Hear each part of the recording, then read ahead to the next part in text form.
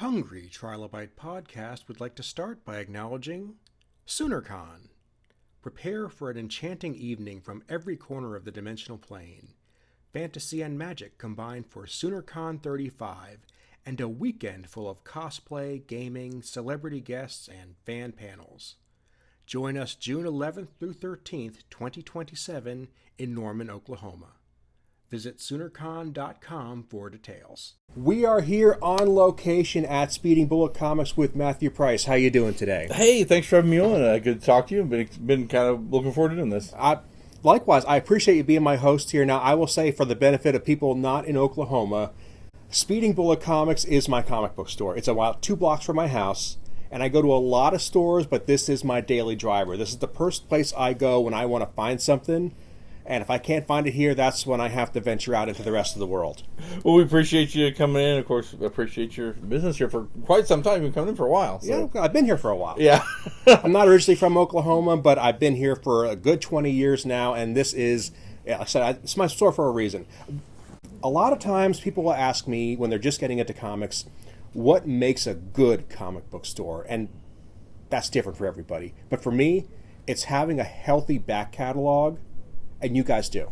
Cool. Well, thank you. I mean, I try to. Sometimes I think Dan, the manager, and I, we like comics a lot, and we may veer a little inside of like there's sometimes too much stuff, just because we like so much of it. But we like, we're always a lot of times we'll have a conversation between Annette, and my wife co-owns it with me, and then Dan's been managing it for.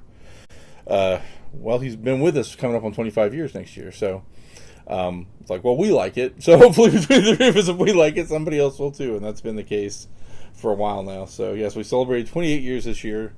Next year, Dan has tentatively agreed to let us do 25 years of Dan as our celebration, and then the next year will be 30. So provided we, knock on wood, that's the plan for the next few years, at least for the shop. And we've been, glad to be part of Norman, part of the community, working with schools, working with libraries, trying to keep give people just a place to step away, have a break from their day, and as much as we can promote literacy, of course, we love to do that as well. So, so coming, like I said, just celebrated 28, so we got kind of some tentative plans of what we're looking at for the next couple of years for the shop. And one of the fun things is at this point, I mean, since you've been coming in for a while, is I will sometimes have somebody come in who's maybe, they were in when they were kids, and they come back and they bring their kids, and like, well, I just gotta introduce my kids to the same thing that I had somebody come in who had, I think, left to go away to college and then came back. He was like, this is the last place standing from my childhood. So I thought that was, interesting. It's a little sad in some ways, but exciting that we're still able to provide that for people. So. Yeah, there was a comic shop I went to when I was younger. It was in Hazleton, Pennsylvania. And it was the place I went. It was a lot like this, actually, which is why I felt so at home here. And then one day it just disappeared, like an episode of the X-Files. Nobody really knew what happened to it. It just suddenly goes. That happens sometimes. And then there were these rumors that it had reopened 3 towns over briefly, and I don't know. But it's like comic book stores are cryptids in their own way. Yeah, they've got it's at least for me. I mean, I started working here in high school when it was part of the Archives Used Bookstore chain, and then it was Millennium for a little while, and then we've been here since '98. But it's definitely it was a place that I felt comfortable and a place that I felt like I fit in, and I've wanted to kind of continue that for as many generations as we can pull off. Yeah. So, and most comic book stores will do a big thing on Free Comic Book Day, which you totally do. But you also have events throughout the year too. My goal is usually to have at least an event per month. And usually we hit that, and then sometime this year we just seemed like we had almost one every week through the whole spring, just because of how the calendar fell. We had either people who were coming to town or local people who had a new book out, so it just worked where we had a whole bunch of events this spring. But we aim to kind of have maybe an event a month, and then we tend to have the book club as well once a month. So we like to have stuff for people to come in and do. Sure. And when we talk about a book coming out, you do help a lot of local artists, a lot of local comic creators. And right now I'm here to talk about your particular book.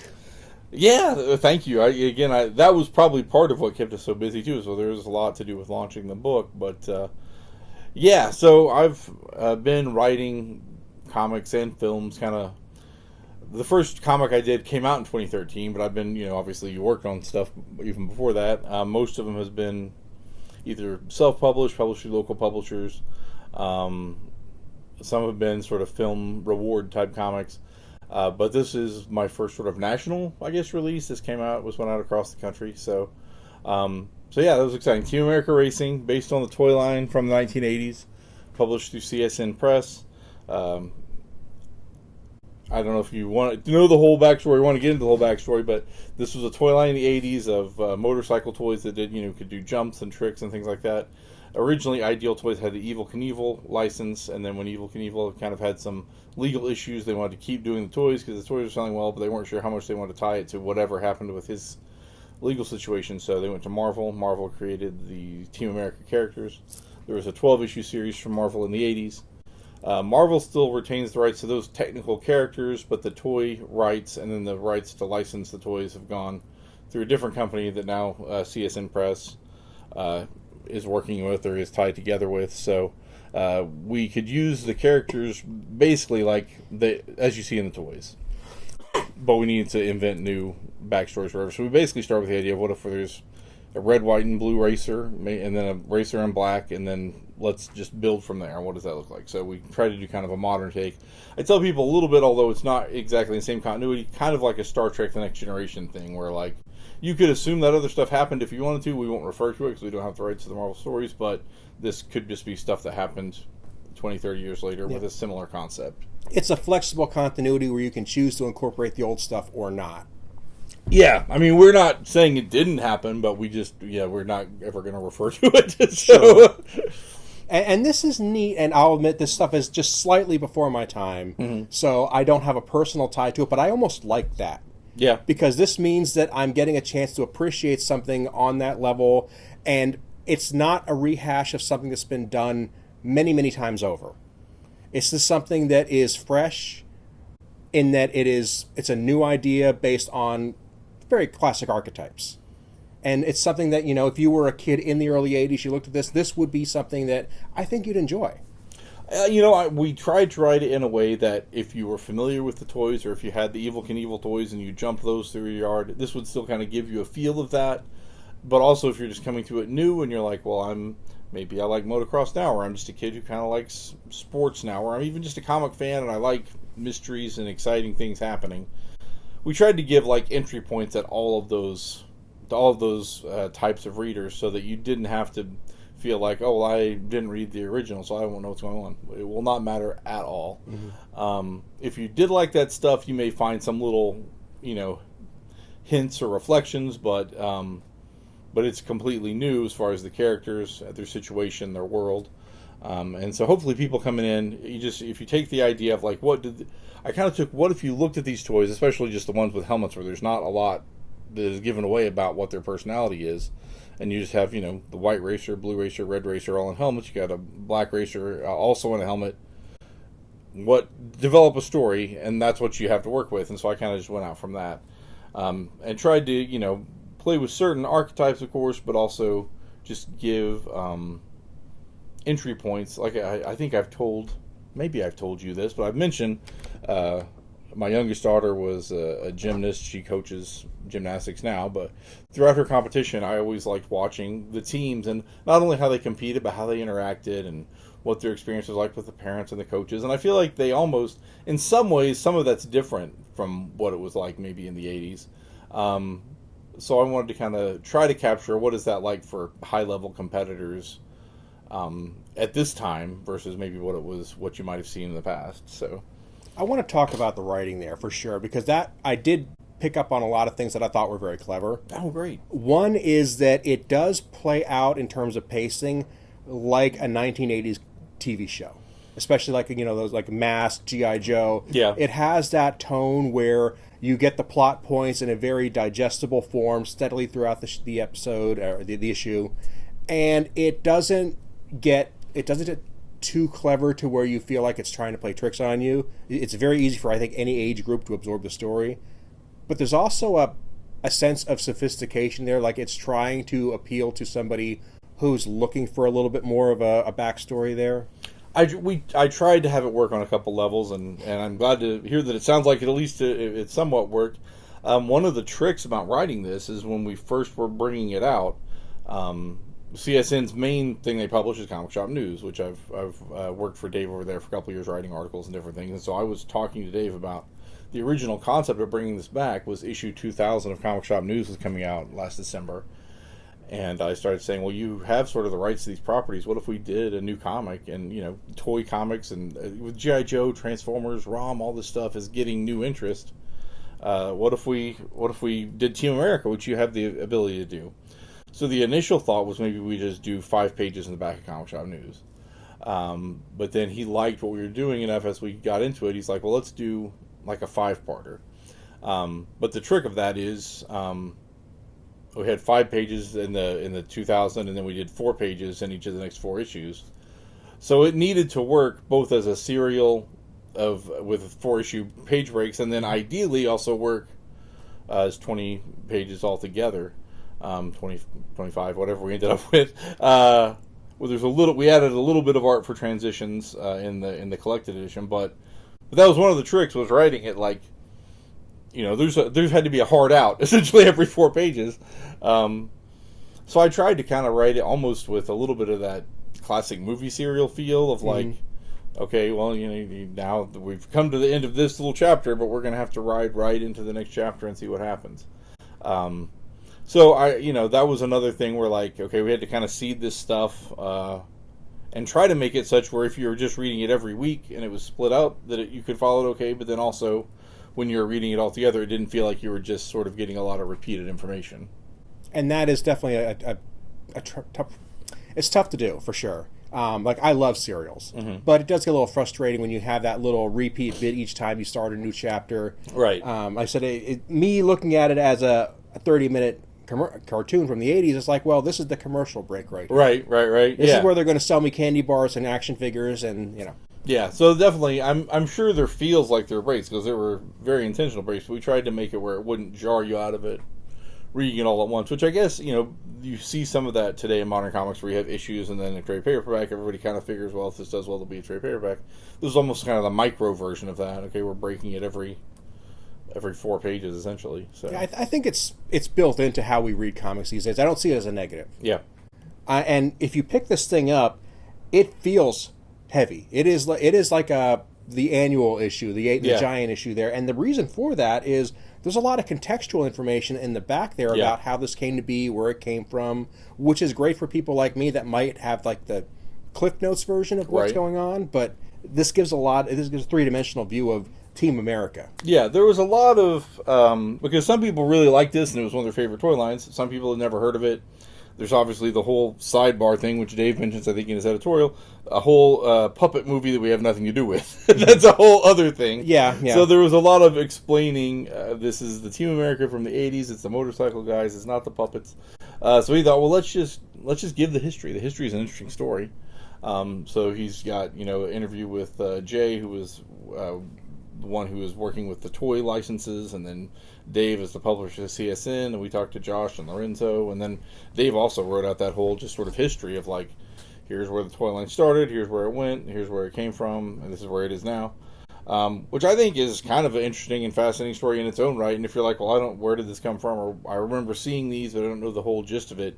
There's a pretty good history that gives you kind of like, kind of maybe like that annual feel, which in some ways we've talked about. I don't know exactly what we're doing next, but there has been some discussion about it's kind of cool that if we just came out with these like on the 4th of July every year and there was a Team America annual essentially every year. So I don't know if we're locked down doing that. This one came out basically for the 4th. After it come in Comic Shop News, we're talking about when do we want to put it out, and I'm like, well, 250th anniversary of the United States, Team America. I mean, it's as good of excuse as any to read about red, white, and blue racers.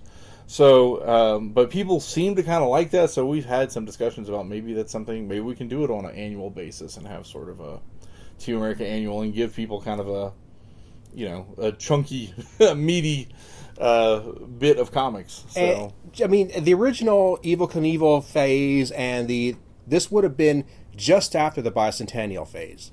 Yeah. So, yeah. I mean, that tone is still baked in there, and I like that. I think that if you did it every 4th of July, that would be kind of fun. That's what I'm kind of hoping to do. So we'll see if it works out where all the various pieces line up where we can. But I think that would be fun. So, Is there any thought of expanding it into other media, or... I think everybody involved would be great with that. I mean, I think it lends itself to an animated series. And, some of that is obviously higher than my pay grade in specific. Sure. But I know Dave has worked in other media, and I think Jay has had contacts with people who work in film and TV and things like that. So it's certainly not impossible that such a thing would happen, and I think it would be very cool. I mean, I think it lends itself a little bit with the primary colors and the...